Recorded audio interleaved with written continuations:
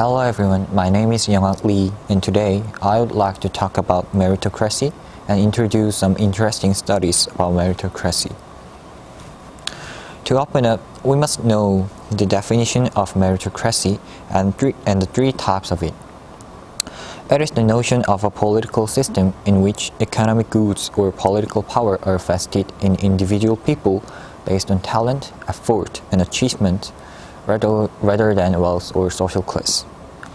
Meritocracy has been culturally accepted as a fair and legitimate distributive principle in many advanced capitalist countries, and scholars have sought to assess the extent to which equal opportunity and meritocratic outcomes have been successfully achieved in society.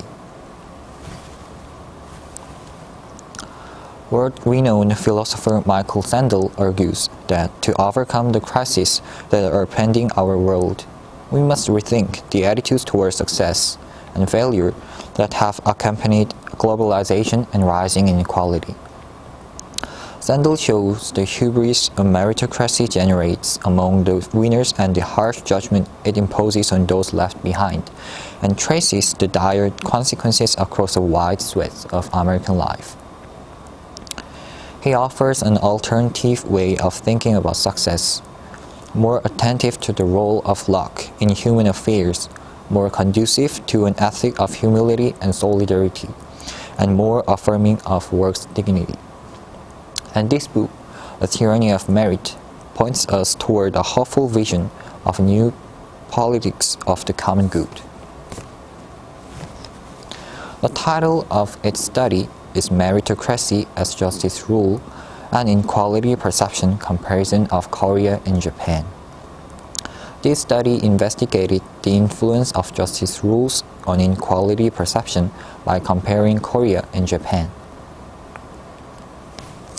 Three types of it are strong, weak, and non-meritocracy, which are merit-based, effort-based, and others who think everyone should receive the same as one's needs. Experimenters classified subjects into three types by their answers to this question. As you can see, each color matches each type. Paying attention to meritocracy as one of the justice rules, it examined if strong meritocracy affects inequality perception differently from weak meritocracy. Further, it examined if weak meritocracy differs from a non-meritocratic rule. Inequality perception was classified into opportunity inequality perception and outcome inequality perception. Inequality perception would differ according to different justice rules, because those rules are the standards by which inequality should be rationalized and allowed. Here's the results. The results are as follows. In comparison between Korea and Japan, first of all, different justice rules did not strongly influence the inequality perception in Korea. Strong meritocratic rule affected outcome inequality perception differently from weak meritocratic rule to some degree. However, additional strong significant effects were not found except that. Secondly, the effects of justice rules were apparent in Japan.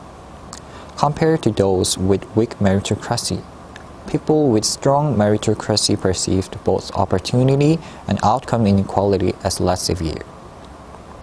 In addition, people with weak meritocracy compared to those with non-meritocratic rules also perceived both inequalities considered as less severe.